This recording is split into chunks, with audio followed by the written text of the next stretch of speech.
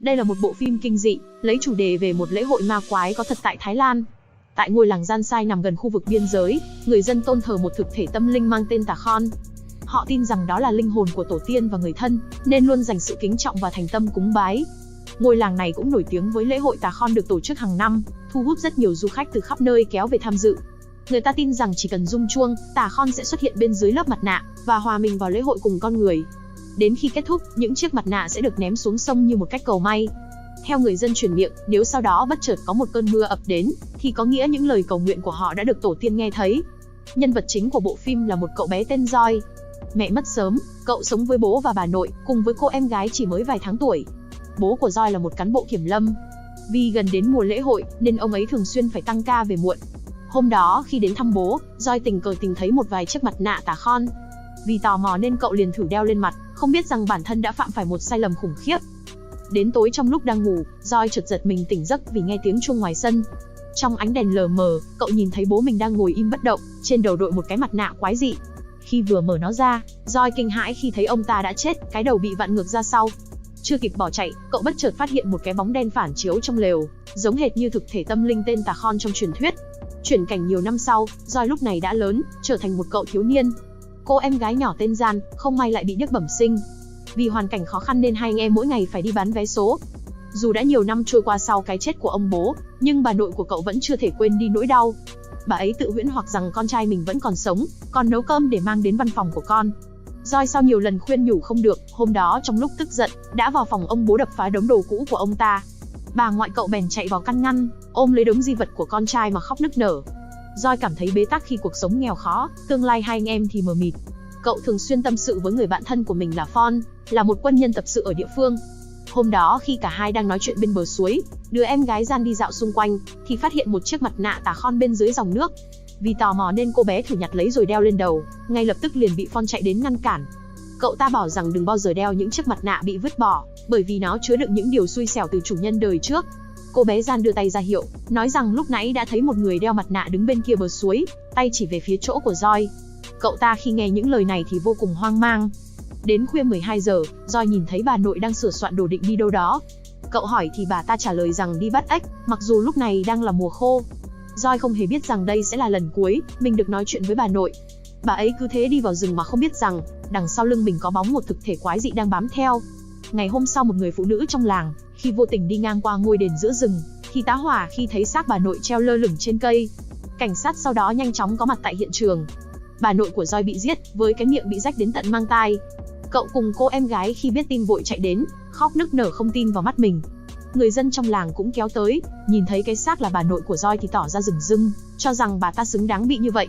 Lúc này hai phóng viên nhà báo là Nat và Phim cũng vừa đến, vì tò mò muốn biết thực hư câu chuyện, nên đã xin phỏng vấn một ông cảnh sát địa phương tên là Sách. Ông ta lúc này mới tiết lộ, lý do bà nội của Joy bị dân làng ghét bỏ, chính là vì bà ta đã ngang nhiên xây nhà trên mảnh đất thánh, vốn được người dân tại đây thờ cúng. Thế nhưng chỉ sau một thời gian sinh sống, cả gia đình họ liên tiếp gặp biến cố. Mẹ của Joy qua đời sau khi sinh em gái cậu, trong khi ông bố cũng chết một cách bí ẩn không lâu sau đó. Từ một gia đình khá giả, họ dần rơi vào cảnh nghèo khổ không công ăn việc làm.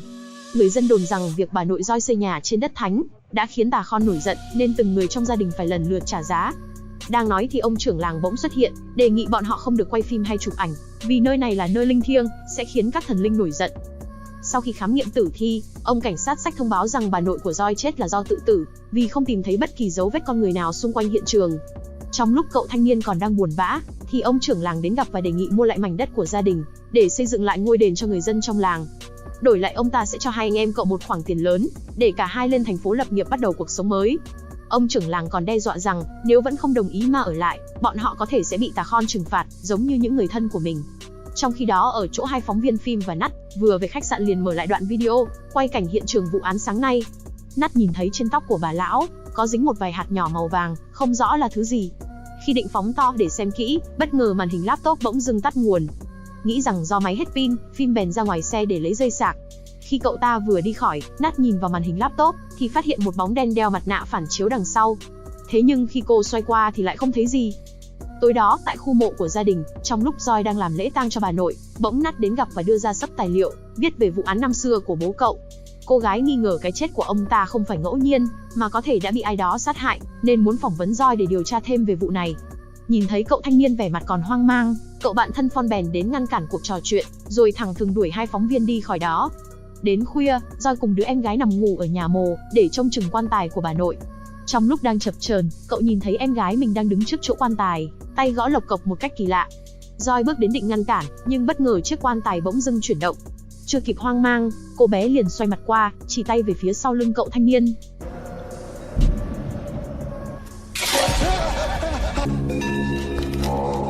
Joy giật mình tỉnh giấc khỏi cơn ác mộng, nhìn thấy bên ngoài trời đã gần sáng, đứa em gái kế bên thì đã biến mất từ lúc nào. Cậu hoảng hốt chạy ra ngoài sân, nhìn thấy một hình vẽ đáng sợ in trên nền gạch. Joy sau đó chạy khắp nơi tìm kiếm em gái, nhưng hoàn toàn không có chút dấu vết nào. Nghi ngờ Gian đã bị các tà khon bắt đi, cậu khóc lóc van xin bọn họ trả em gái lại cho mình, đổi lại cậu sẽ bán mảnh đất của gia đình như đã hứa.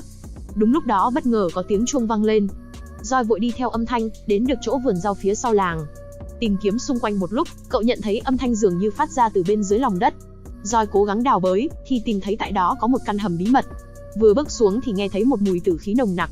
Cậu phát hiện một cái giường nằm giữa phòng, bên trong là một bộ xương khô của phụ nữ. Chưa kịp hoang mang, Joy bỗng tìm thấy cô em gái Gian nằm bất tỉnh gần đó. Vừa định đến đưa cô bé rời đi, bất ngờ đằng sau lưng xuất hiện một bóng người đeo mặt nạ lao đến truy đuổi. Joy cố ôm em gái bỏ chạy vào rừng, nhưng giữa đường thì kiệt sức ngã gục tại chỗ. Đến khi tỉnh lại, cậu phát hiện mình đang nằm ở bệnh viện. Nữ phóng viên Nat đến thông báo tin mừng, rằng em gái cậu may mắn vẫn bình an vô sự. Joy nhớ ra căn hầm bí ẩn bên dưới lòng đất, bèn báo cáo cho phía cảnh sát, nhờ họ đến khám xét. Tuy nhiên khi đến nơi, bọn họ phát hiện căn hầm trống không, hoàn toàn không có bộ xương nào như Joy mô tả. Cậu ta cố gắng giải thích, nhưng ông trưởng làng liền ngắt lời, cho rằng cậu chỉ giỏi gây phiền hà cho người khác. Nghi ngờ ông ta đang che giấu điều gì đó, liên quan đến cái chết của bố và bà nội. Joy ngày hôm sau đã bắt tay với Nat, nhờ cô đến nhà ông trưởng làng để xin nhờ phỏng vấn. Ban đầu ông ta tỏ ra khá vui vẻ, thế nhưng khi Nat nhắc đến cha của Joy, kèm theo chuyện trước đây hai bên từng xảy ra xích mích, ông trưởng làng nghe những lời này vô cùng tức giận, cho rằng bọn họ đang buộc tội ông ta vô căn cứ, liền đuổi cả hai rời khỏi đó. Lúc này cậu con trai của ông trưởng làng vừa về đến. Nat bèn đến hỏi cậu ta về cái đêm mà bà nội của Joy chết trong rừng. Cậu thanh niên bảo lúc đó mình ở nhà, nghe thấy bên ngoài có rất nhiều tiếng chó sủa. Cảm thấy đây có thể là manh mối, Nat bèn đi xung quanh làng, tìm đến nhà một vài người dân có gắn camera, nhờ bọn họ cho xem lại khung cảnh đêm hôm đó. Sau khi kỹ lưỡng quan sát, Nat phát hiện bà nội của Joy có đi ngang qua con đường này. Cô cảm thấy lạ khi hướng bà ta đi lại ngược hẳn với khu rừng, nơi bọn họ tìm thấy xác bà ấy. Nghi ngờ bà nội của Joy đã đến nhà ai đó trong làng, Nat yêu cầu Joy và Phong về tìm thêm manh mối, còn cô và cậu trợ lý sẽ tiếp tục dò xét xung quanh nơi này. Bọn họ sau đó nhanh chóng chia nhau ra. Nat nhớ lại việc đã nhìn thấy, trên xác bà nội của Joy có dính một vài hạt màu vàng kỳ lạ. Nghi ngờ đó là nơi bà ta đã đến, cô cùng cậu trợ lý bèn đi xung quanh làng tìm kiếm, phát hiện trước cổng một ngôi nhà có đặt hai bao thóc. Khi đến gần kiểm tra, bọn họ nhận ra đây chính là thứ đã dính trên tóc bà lão. Bên trong ngôi nhà tối đen như mực. Nat không suy nghĩ bèn một mình leo vào bên trong tìm kiếm, trong khi cậu trợ lý phim thì ở bên ngoài canh chừng. Lúc này ở nhà, Joy cùng Phong vẫn đang tìm kiếm các đồ vật của bà nội, hy vọng tìm thấy chút manh mối nào đó. Cậu bỗng nhớ ra vào buổi sáng ngày hôm đó, sau khi mình đập phá đồ đạc trong phòng của bố, bà nội đã rất buồn bã ôm đống di vật của ông ấy. Nghi ngờ bà đã vô tình phát hiện ra thứ gì đó trong đống đồ, Joy bèn quay lại chỗ làm đám tang lúc sáng, tìm trong đống đồ được mang đi hỏa thiêu, thì thấy một vài chiếc mặt nạ vẫn còn sót lại. Khi mở mặt sau ra kiểm tra, Joy bàng hoàng nhìn thấy một lá thư mà bố cậu đã để lại trước khi ông ta bị giết. Lúc này sự thật dần hé lộ, rằng bố của Joy cùng ông cảnh sát Sách khi còn làm cán bộ kiểm lâm, đã tham gia vào một đường dây buôn người xuyên quốc gia. Bọn họ lợi dụng an ninh lỏng lẻo, lúc lễ hội Tà Khon diễn ra, đã đeo những chiếc mặt nạ vào người để qua mặt lực lượng chức năng. Trong những lần làm việc cùng nhau, bố của Joy phát hiện gã cảnh sát Sách là một kẻ vô cùng máu lạnh. Hắn sẵn sàng giết chết những người bị thương, không có khả năng di chuyển, và giấu xác họ tại căn cứ dưới lòng đất. Vì không muốn tiếp tục công việc kinh khủng này, bố của Joy sau đó đã xin được rút khỏi đường dây buôn người, để quay trở lại cuộc sống bình thường. Tuy nhiên gã cảnh sát Sách vì không muốn để lộ thông tin, nên sau đó đã ra tay giết chết ông ta, và dựng hiện trường như một vụ án mạng tâm linh liên quan đến Tà Khon. Bà nội của Joy vì vô tình đọc được lá thư của con trai bên trong chiếc mặt nạ, nên buổi tối hôm đó đã đến nhà của gã cảnh sát để đối chất, định sẽ tố cáo những việc làm trước đây của hắn ta. Gã cảnh sát tất nhiên là không để điều này xảy ra, nên đã nhẫn tâm giết chết bà lão, mang xác bà ta vào rừng và dựng hiện trường như thể bà ấy tự tử. Lúc này tại chỗ của nữ phóng viên Nat, sau một lúc tìm kiếm, phát hiện chủ nhân ngôi nhà này không ai khác, chính là của gã cảnh sát Sách. Cô gái chưa kịp rời đi thì hắn ta bất ngờ lái xe về đến. Trong lúc hốt hoảng bèn chui vào một hình nộm Tà Khon gần đó để trốn. Khi gã cảnh sát vừa bước vào, liền nhận ra có gì đó không ổn. Hắn định tiến đến chỗ hình nộm thì bất ngờ bên ngoài có tiếng của cậu trợ lý. Cậu ta giả vờ đến xin nhờ phỏng vấn, để đánh lạc hướng gã cảnh sát. Hắn vui vẻ mời cậu thanh niên vào nhà, sau đó đi xuống bếp lấy nước uống. Cậu trợ lý tranh thủ liền bảo nát chạy trốn, nhưng chưa kịp dứt lời thì gã cảnh sát đã xuất hiện. Nhìn thấy gương mặt đầy mồ hôi của cậu thanh niên, hắn ta biết bản thân đã bị lộ, liền lập tức cầm ly nước đập mạnh vào đầu cậu ấy. Sau đó còn rút súng đe dọa, yêu cầu Nát bước ra ngoài. Cô gái cố gắng giải thích, nhưng bất ngờ cậu trợ lý liền hất tay của gã cảnh sát, khiến hắn ta tức giận liền bóp cò súng về phía cậu thanh niên. Ngay khi định giết chết luôn Nát thì roi từ đằng sau bỗng xông đến, đập liên tiếp vào đầu của gã cảnh sát khiến hắn không kịp trở tay. Về phía cậu trợ lý phim, may mắn có đeo một lá bùa bình an giữa ngực, nên đã đỡ được viên đạn trong phút chót. Roi sau đó giật lấy khẩu súng của gã cảnh sát, định bắn chết hắn ta để trả thù, thì Phong cùng hai cảnh sát trong thị trấn xông vào, yêu cầu cậu bỏ súng xuống. Ngay khi cậu thanh niên vừa xoay qua, bất ngờ liền bị ai đó ở đằng sau đánh lén. Đến khi tỉnh lại, Roi phát hiện bản thân đang bị trói trong vườn rau sau làng, cô em gái Gian thì nằm bất tỉnh gần đó. Gã cảnh sát xách xuất hiện trước mặt, tức giận bảo rằng sẽ khiến hai đứa bay hối hận. Lúc này Roi nhận ra, cậu bạn thân Phong cùng hai gã cảnh sát trong làng cũng đều là tay sai của hắn. Ngay từ ban đầu, bọn họ đã biết rõ hung thủ sát hại bố và bà nội của cậu, thế nhưng vẫn chọn cách im lặng.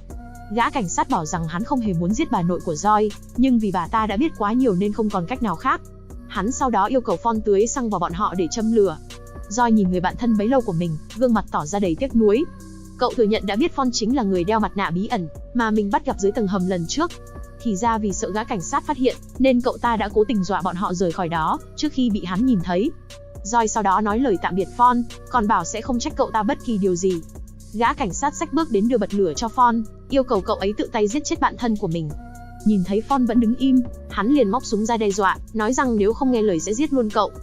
Đứng trước hai lựa chọn đầy khó khăn, Phong cuối cùng đã không thể xuống tay. Cậu xoay qua và tự lấy khẩu súng bắn vào người mình kết liễu. Roi vô cùng đau đớn khi chứng kiến người bạn thân chết ngay trước mắt. Gã cảnh sát thích thú vì tình bạn của cả hai, nên định sẽ cho Roi đi theo người bạn của mình. Thế nhưng ngay lúc hắn vừa châm lửa, bỗng có một tiếng chuông vang lên. Roi không tin vào mắt mình, khi chứng kiến gương mặt gã cảnh sát dần trở nên vô cùng kinh hãi, trong khi hai tên đệ tử của hắn thì bị ngọn lửa nuốt trọn. Từ sau lưng của Roi, một bóng đen đang dần trở nên to lớn. Gã cảnh sát không chút suy nghĩ liền một mạch bỏ chạy khỏi đó. Thế nhưng vừa ra đến bên ngoài, một thực thể bí ẩn bất ngờ lao đến, trước ánh mắt sợ hãi tột độ của hắn ta. Lúc này trong vườn rau, ngọn lửa dần lan ra xung quanh, trong khi ba người bọn họ vẫn đang cố gỡ trói trong tuyệt vọng. Tưởng rằng tất cả đến đây sẽ chấm hết, thế nhưng bất ngờ vừa lúc đó một trận mưa ập đến, nhanh chóng khiến ngọn lửa dần lụi tàn. Roi bỗng nhớ ra lời được người dân trong làng truyền miệng, rằng nếu có một cơn mưa bất ngờ xuất hiện, thì đó có nghĩa là lời cầu nguyện của họ đã được Tà Khon nghe thấy. Cuối phim vài ngày sau, Roi cùng cô em gái Gian đã xuất viện, may mắn không có vết thương nào quá nặng. Bọn họ sau đó đã bán ngôi nhà, để lên thành phố bắt đầu cuộc sống mới. Về phía Nát cùng cậu trợ lý, đã quay trở lại với công việc phóng viên thường ngày. Bọn họ đưa tin về vụ buôn người xuyên quốc gia ở làng Gian Sai, kẻ chủ mưu cùng những tên đồng bọn đều đã bị bắt. Lễ hội Tà Khon hàng năm nhờ đó cũng sẽ được diễn ra như thường lệ. Bộ phim đến đây cũng đã hết. Bạn có suy nghĩ gì sau khi xem? Hãy để lại bình luận bên dưới. Đừng quên nhấn like, đăng ký kênh để không bỏ lỡ những bộ phim hấp dẫn sắp tới. Xin cảm ơn và chào tạm biệt.